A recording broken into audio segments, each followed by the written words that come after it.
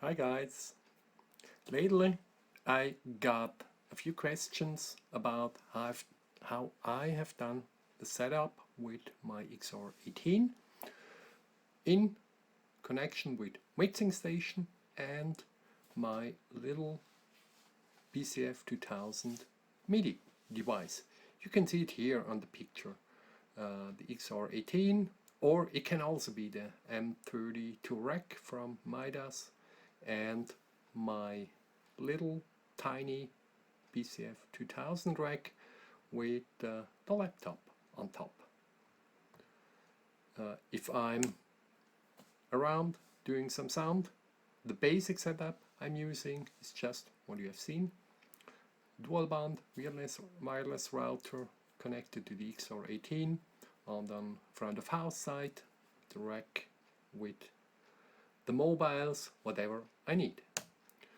If I want to do multi-track, I just can extend it with a second laptop, connect this to the XR18, and last but not least, I can also attach a USB DMX converter to control the lights. Just a basic control.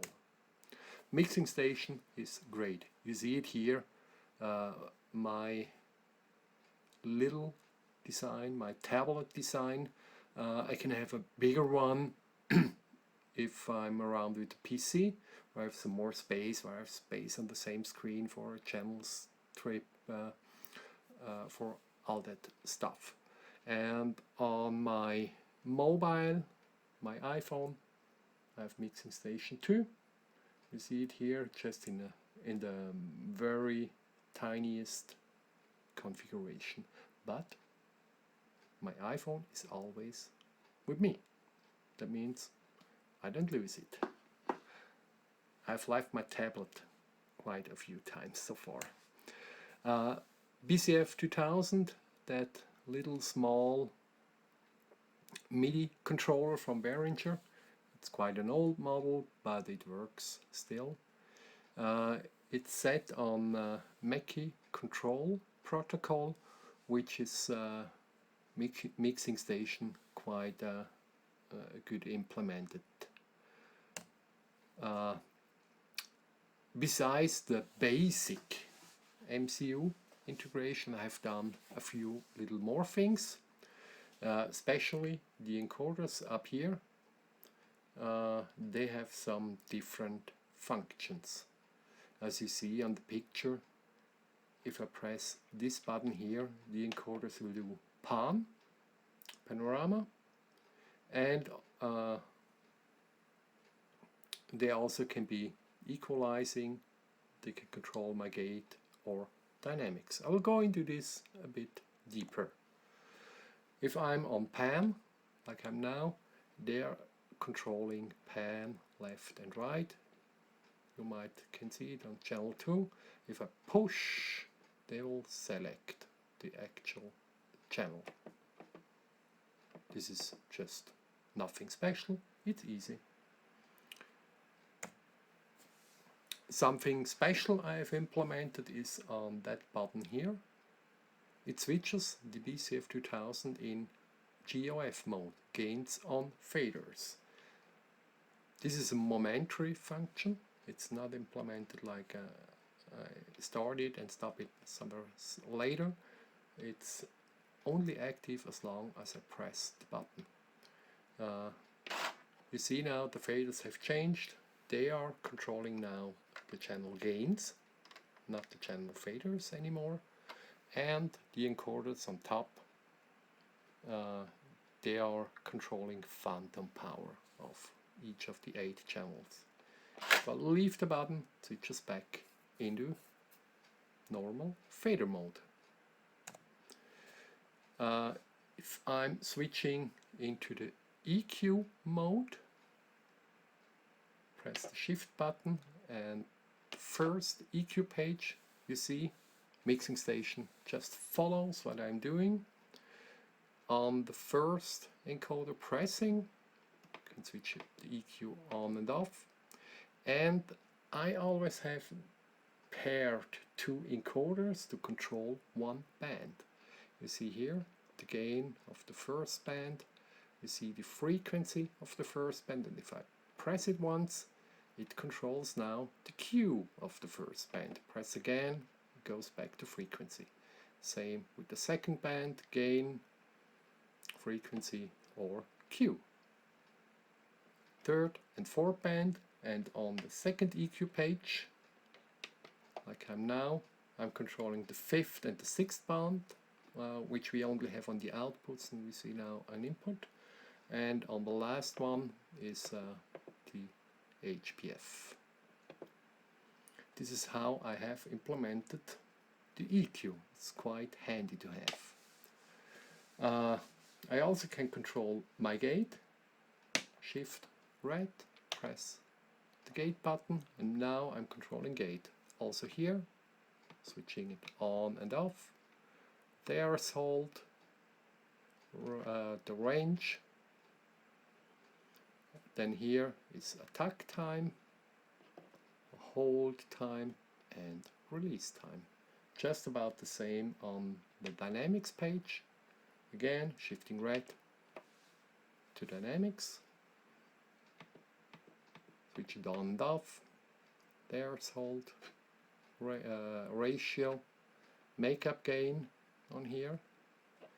Then attack, hold, and release. Just about everything I need usually. Then the buttons here. By default, the top row mutes and unmutes any channels. It's nothing special. The bottom row I have done for what I need most likely. This is sense on fader for the first monitor. You see it changes to the monitors, second, third and fourth monitor, and the affixes, like this is my room reverb here, the second, third, fourth one, whatever. This is what I usually are using the most. If I'm shifting green with that button, it's a bit special implemented there. This controls every sense on fader, not just the first four.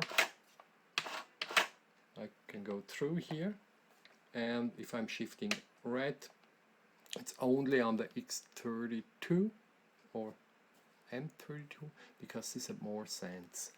The 17th through the 25th sense on fader is on the top bottom, and on the bottom I've implemented the lights. Here I can control my 8 light presets. Just call it whenever I need it.